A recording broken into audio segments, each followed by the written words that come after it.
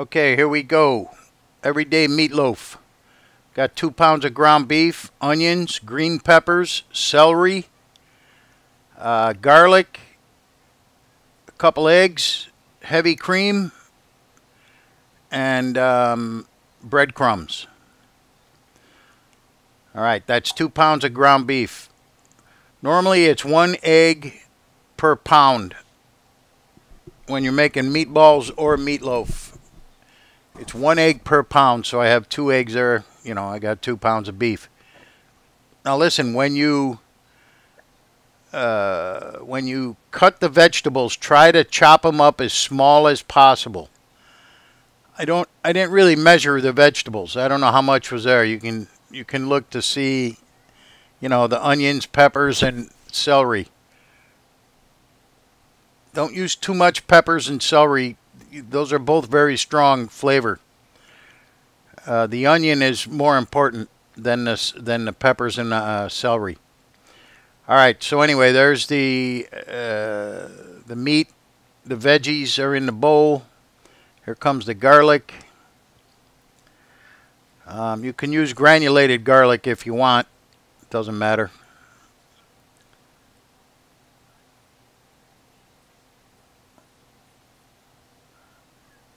The heavy cream really makes a nice touch. I mean, it really does make it different if you use heavy cream. It really is a big difference. It gives it a richness, you know. Okay, there you go. 2 eggs.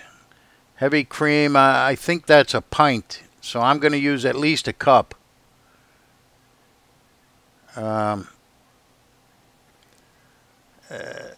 I remember we used to use 1 quart per 10 pounds of beef. So 1 quart per 10 pounds. That's 4 cups per 10 pounds. So I'm going to use a little bit more than that on the heavy cream. There goes the salt and pepper. Again, I don't know how much is there. Just, you know, you just wing it. You know, you put salt and pepper to taste. I don't like to use a lot of spices in this. Salt, pepper, garlic, and the vegetables. You know, it's called meatloaf. I mean, it's not called spice meatloaf. You know, in other words, I like to have some of the beef flavor. You know, that's another thing. Some recipes call for veal, pork, and beef. I don't like those recipes at all.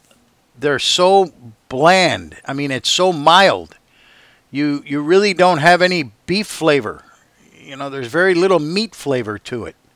I don't like them at all. I just use straight ground beef. I mean, you know, I don't know. Maybe it's just me. I don't know. But I just don't like to mix the beef, the pork, and the veal. It sucks. You know, it's just a very mild taste. Forget it. Okay, now there you go. That's another thing. Whenever you're mixing meatballs or meatloaf, don't overmix it. You just want enough to where everything is incorporated, and that's it. Then stop. All right, here we go. We're just going to shape it now and put ketchup on it. I know that sounds weird, but it's a really nice touch. If you cover it with ketchup before you put it in the oven. Also, if your hands are wet, this is a lot easier to do with your hands being wet. You know, if your hands are dry, the meat's going to stick to your hands. It's just a big hassle. You're better off with wet hands. If you have to, keep a bowl of water nearby, you know, warm water, or the sink. For me, the sink is right there to the left. Okay, here we go. That looks pretty good. Chop your vegetables small. I'm telling you, that's really important. The meatloaf won't crack if the vegetables are small. All right, there we go. The heavy cream changes the color of it.